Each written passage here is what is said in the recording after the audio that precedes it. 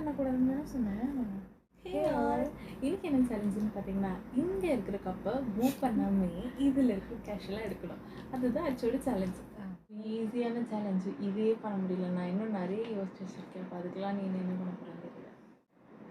அதே திரும்பி ட்ரை பண்ணேன்னா வேறு மெத்தட் எதனா ட்ரை பண்ணணும். அசைது நல்லாவே அசைக்கும்.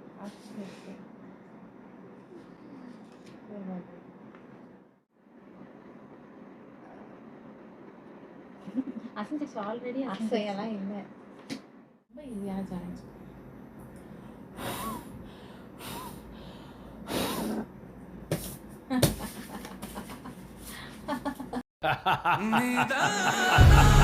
அது மூவ் தான் ஆயிடுச்சு.